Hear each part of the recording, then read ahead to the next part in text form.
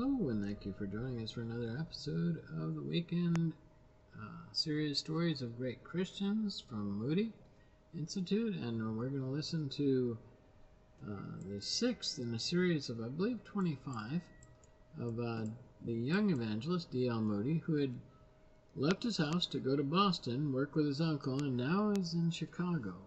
So let's find out what happened with D.L. Moody, Chapter 6. Here we go. Listen along.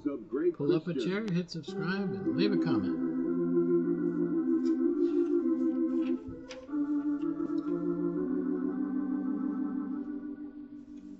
We are bringing you from the radio studios of the Moody Bible Institute in Chicago, Chapter 6, in the story, Layman from God, a portrait of D.L. Moody.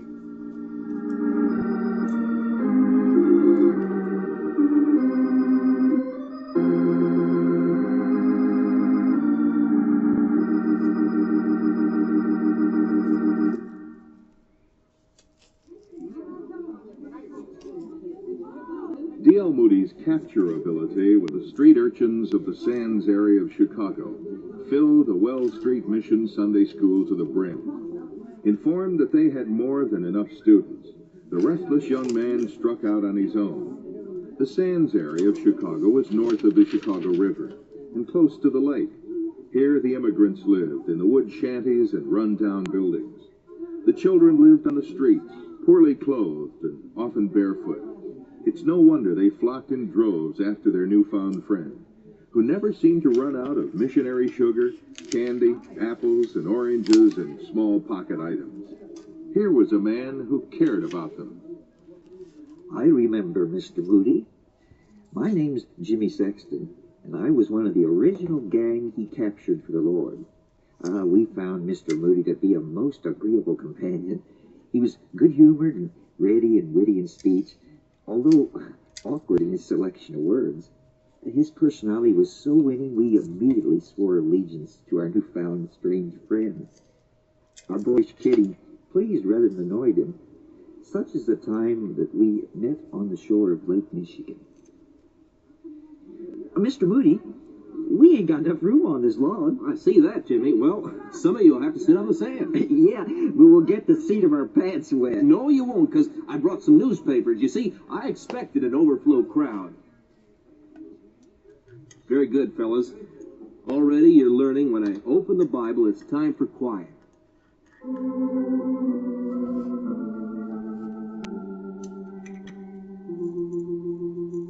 Yes, this was his Sunday school class on a log on the beach. His original gang of boys, and more kept coming until they were falling off the ends of the log. Right about here, a man by the name of J.B. Stilson enters our story. He was an architect, and Moody met him at the First Methodist Episcopal Church. The two young men were in a mission band group from the church, which often distributed tracts and held meetings along the river. Moody and Stilson found an abandoned freight car on a railroad siding, and the log class graduated to this new Sabbath school building. Yes, I remember the freight car classes. Mr. Moody came to me and the rest of the gang, and he asked us to help start a Sunday school. We'd be partners in the deal. We could also do some bossing of the other kids. We were all for it.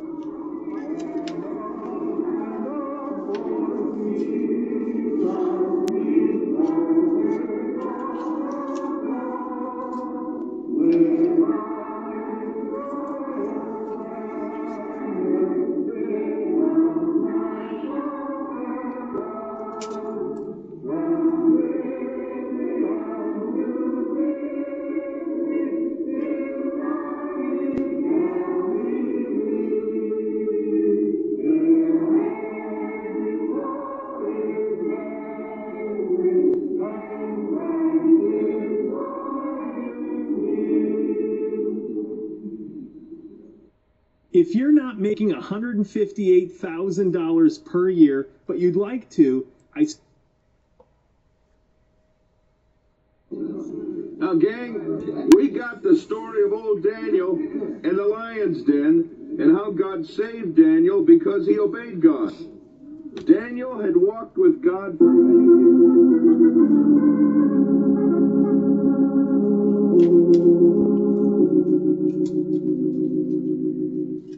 The abandoned freight car witnessed higher use in those days.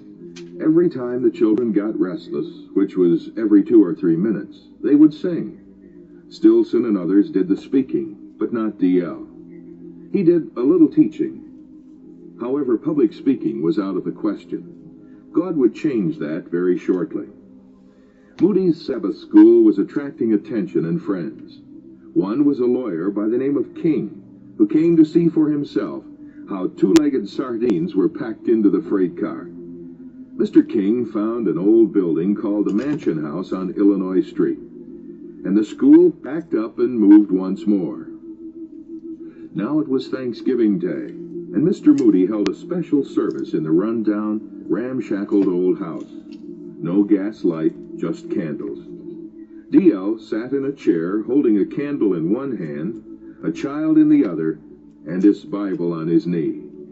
All the street children were gathered around him. Shh. Oh, this is Thanksgiving Day, fellas. We must give thanks to God for everything He's given us. What we got to be thankful for, Mr. Moody? Nobody thanks us for nothing. Shh. Hey, look here what the Bible says. Enter into His gates with thanksgiving, and into His courts with praise. Be thankful unto Him, and bless His name. All right? Who's going to be the first one to tell God what he's thankful for? There's nothing we're so thankful for as you, Mr. Moody.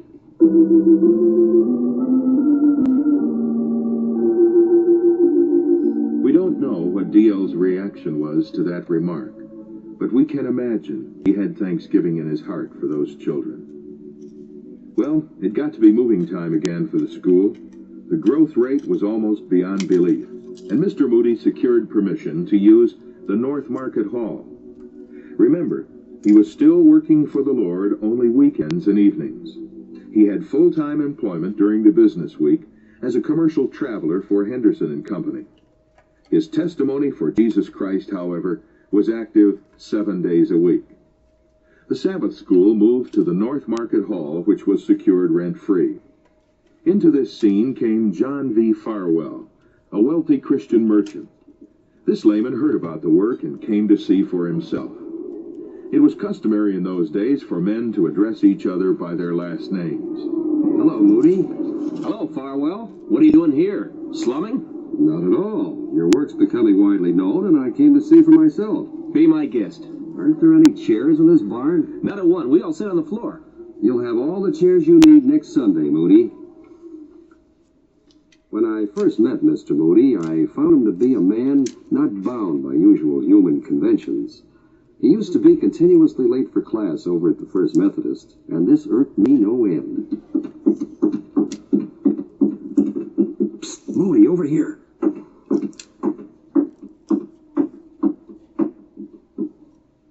Class in session? Of course it's in session, and you're always late.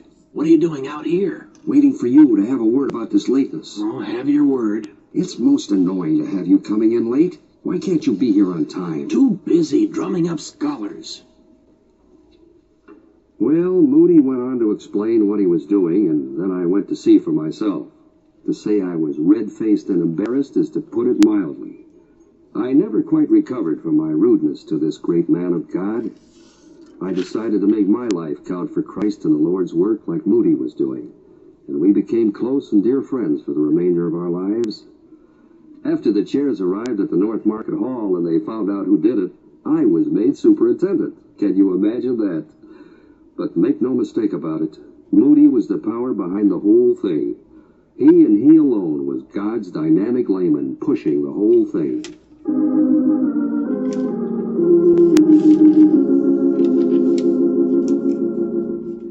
Me and Mr. Moody, we cleaned up the North Market Hall after the beer party the night before.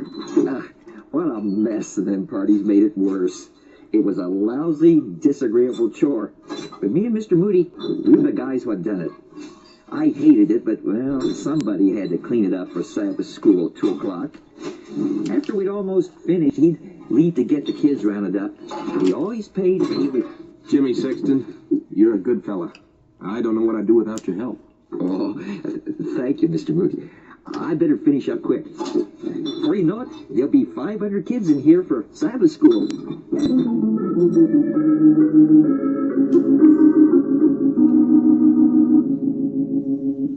I've always been a man of impulse. Almost everything I ever did in my life that was successful was done on the impulse. That's our man. His middle name should have been Impulse. But one day his brain, whirling at breakneck speed, stopped cold. And he had another kind of impulse from his eyes. An impulse of pure joy. What do you know about all Sam! that? Sam! Yes, dear. Who's that young lady over there? Which one? The pretty one, Sam. They're in the middle with the nice brown dress. Oh, that one. Emma Ravel is her name. She is pretty, isn't she? Yeah, looks like a very fine lady. You've got to get me an introduction. Yes, that's when he first noticed her. In the Wells Street Mission Sunday School, teaching a class. He set his mind to steal her heart, and steal her for the North Market School.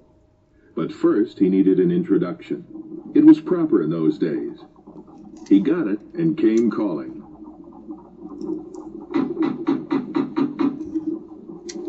How do celebrities like Justin Bieber and The Rock generate hundreds of millions of dollars? It's actually not.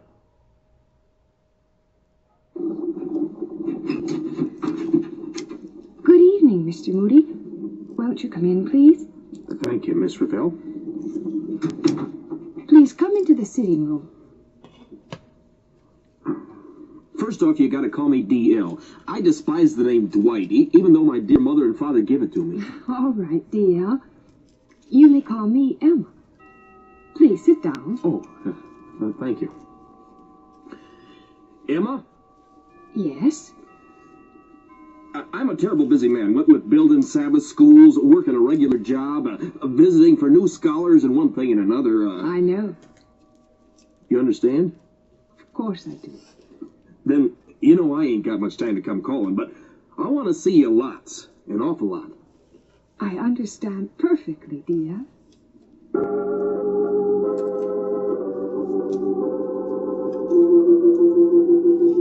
She always understood, this quiet, tiny lady with a slight British accent. Emma Charlotte Ravel was God's hand-picked opposite for this layman from God. She was petite, educated, and cultured. She would, under God's direction, be D.L.'s teacher in many ways. He was very much the extrovert, while she was retiring and happy to stay in the background. But she was not weak or indecisive. D.L. would always look for the distinctive smile of approval from his beloved. The young warrior with God's approval captured Emma's heart, and she began in her own quiet and inoffensive way to polish the Lord's rough diamond for greater things to come.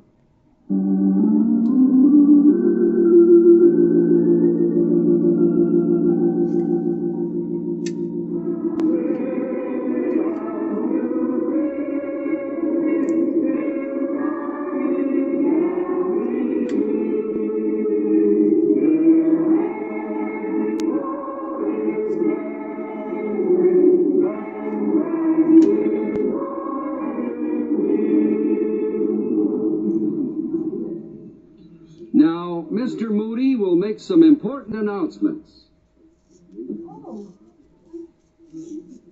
Miss Ravel, where's Moody? He's out pursuing absentees, Mr. Farwell.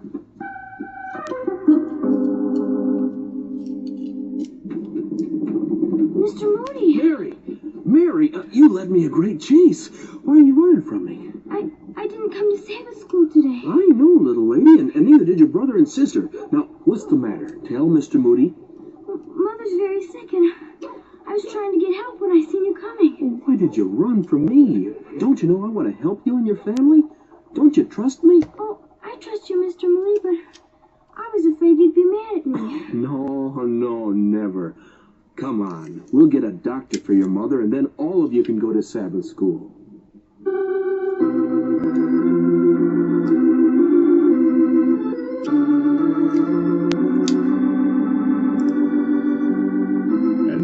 conclude Chapter 6 of the story Layman from God, a portrait of D.L. Moody. This is another in the series Stories of Great Christians, produced by the Department of Broadcasting of the Moody Bible Institute in Chicago.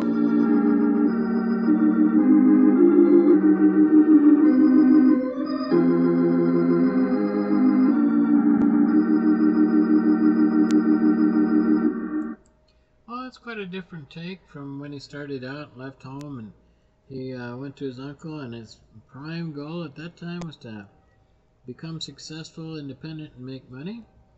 You see that the Lord can change a heart, and not only his heart. God uses people, and sometimes they take longer than others. We hear a lot of good things about number 45, President Trump, who did similar favors for certain people in a quiet way. Well, something to think about. Maybe the Lord takes his time for some that are coming along. Keep praying for our nation and the people that lead it, that God's will must be done, not so much ours. Well, till the next time, Lord willing, keeping me around and keeping you around, and tarrying, may God's grace be with you this weekend.